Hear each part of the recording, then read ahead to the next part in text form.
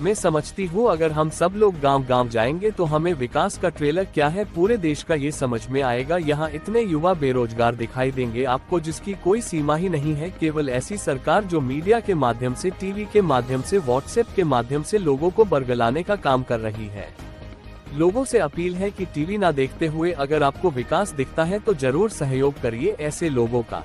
जिस पर बोलने से डिम्पल यादव ने साफ किया इनकार।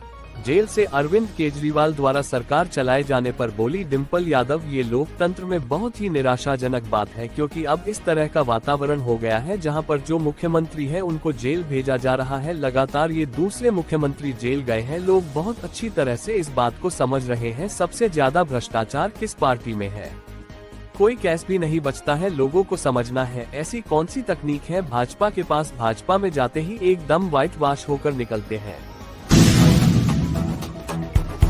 का पूरा साथ देंगे और मौजूदा सरकार जो हम जानते ही हैं कि मौजूदा सरकार विकास की बात नहीं करती है। आप बताइए आपके गांव में, आसपास के गांव में किसी भी युवा को रोजगार मिला हो? एक भी युवा, मेरे युवा साथी इतने खड़े हैं, बच्चे खड़े हुए हैं, आप किसी को भी आसपास 10-15 गांव में भी किसी को भी रोजगार मिला हो? नहीं मिला। और मेरी माताएं और बहनें बताएंगी कि महंगाई कितनी बढ़ गई। हाँ, और कहाँ किसान की आय दुगनी की बात कर रहे थे, अब आय का क्या हाल है किसानों की? दिन ब दिन घटती जा रही है पिछले 10 साल में। तो आपका एक एक वोट महत्वपूर्ण इसलिए है क्योंकि ऐसी सरकार जो और समाजवादी विचारधारा और समाजवादी पार्टी जहां विकास की बात करती है वहीं पे राजनीतिक हिस्सेदारी की भी बात करती है और सामाजिक हिस्सेदारी की भी बात करती है। और मुझे खुशी है कि आज इस गांव के सभी लोग यहाँ उपस्थित हैं और मुझे पूरा भरोसा है कि मेरी माताएं और बहनें पूरा सहयोग करेंगी और साथ में पूरे युवा साथी। युवा लोग थोड़े से गड़बड़ा जाते हैं कभी कभी, नहीं तो पूरा सहयोग मुझे मिलेगा और समाजवादी पार्टी को वोट करेंगे। इन्हीं शब्दों के साथ आप सबका बहुत बहुत धन्यवाद। ट्रेलर है, पिक्चर अभी बाकी है विकास। मैं समझती हूँ अगर हम सब लोग गांव-गांव जाएंगे तो हमें ट्रेलर क्या है पूरे देश का वो समझ में आएगा। जहाँ इतने युवा बेरोजगार दिखाई देंगे आपको जिसकी कोई सीमा ही नहीं है, बिना सीमा के युवा रोजगार है। वही हमारा किसान बहुत ही बुरे हाल में है, वहीं गांव की सड़कें, गांव में बिजली की व्यवस्था फटीचर हाल में है। तो मैं समझती हूँ कि ऐसी सरकार जो केवल मीडिया के माध्यम से, टीवी के माध्यम से, व्हाट्सएप के माध्यम से लोगों को बरगलाने का काम कर रही है। लेकिन मेरी विशेष अपील है लोगों से, आप सबके माध्यम से, कि आप अपना गांव देख लेना, अपने आसपास के 10 गांव देख लेना। किसी भी युवा को अगर रोजगार मिला हो, किसी भी किसान को खुशहाली मिली हो, किसी की भी आय दुगनी हो या महंगाई कम हो। जो दुगनी आय की बात करते थे, इतनी महंगाई बढ़ गई है कि आज उनकी आय आधी से भी कम रह गई है। तो मैं समझती हूँ यही मुद्दे रहेंगे चुनाव में और लोगों से भी अपील है कि अपने टीवी के ना देखते हुए आसपास में अगर आपको विकास दिखता है तो जरूर आप सहयोग करिए ऐसे लोगों का।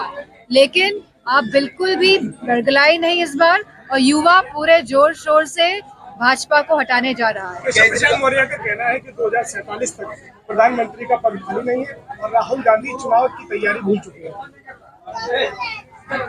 मैं इस पे कोई टिप्पणी नहीं देना चाहूंगी। दिल्ली के अंदर केजरीवाल ने मेरे से 15 दिन की जेल हुई है। क्या लगता है कि जिस तरीके से वो अंदर से सरकार चलाने की बात कर रहे हैं वो कितना जाए?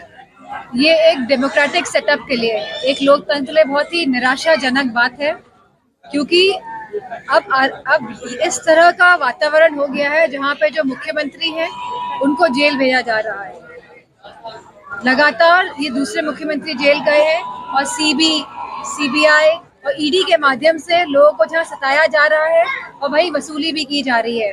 तो एक तरह का भ्रष्टाचार पूरे देश के सामने आया है और लोग अब बहुत अच्छी तरह से इस बात को समझ रहे हैं कि सबसे ज्यादा भ्रष्टाचार किस पार्टी में है। नरेंद्र मोदी ने कल से 2024 के चुनाव में उन्होंने कहा है कि भ्रष्टाचार को हम खत्म करना चाहते हैं लेकिन विपक्ष भ्रष्टाचार बढ़ा रहा है। अगर आप देखेंगे कि जिसपे भी ईडी और सीबीआई के केसेस होते हैं वो जब भाजपा में चला जाता है तो वो ईडी और सीबीआई के केसेस एकदम वाइट वॉश हो जाते हैं, कोई केस नहीं बचता है। तो अब ये लोगों को समझना है कि ऐसी कौन सी तकनीक है भाजपा के पास कि भाजपा पे जाते ही सब लोग एकदम वाइट वॉश होकर निकलते हैं। और मैं समझती हूँ जो मूल मुद्दे हैं वो हमारे युवाओं का रोजगार है, वो महिला सुरक्षा है, जहाँ 50% महिलाओं के संग जघन्य अपराध बढ़ रहे हैं पूरे प्रदेश में और सरकार संज्ञान नहीं ले रही है, कोई भी किसी को भी मार दे रहा है।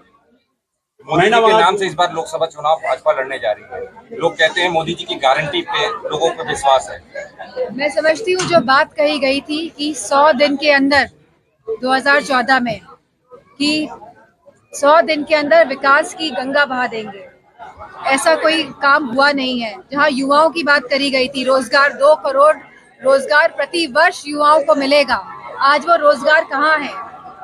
जहाँ आप बात कर रहे थे कि किसान की आय दुगनी हो जाएगी, महंगाई के चलते एमएसपी जो नहीं मिल रही है, जो खाद जो डीएपी जो महंगी हो रही है, लगातार किसानों की आय घट रही है।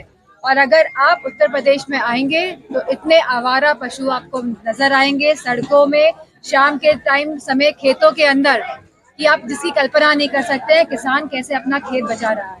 इस बार आप चुनाव भाजपा के नीतियों पे जाएंगे या अपनी उपलब्धियों को लेकर? समाजवादी विचारधारा के साथ चलेंगे, अपनी नीतियों को बढ़ाएंगे आगे और साथ में जो भाजपा जो सपने दिखाए थे और जो पूरी तरह विफल रही है भाजपा सरकार, उस पे भी चुनाव लड़ा जाएगा।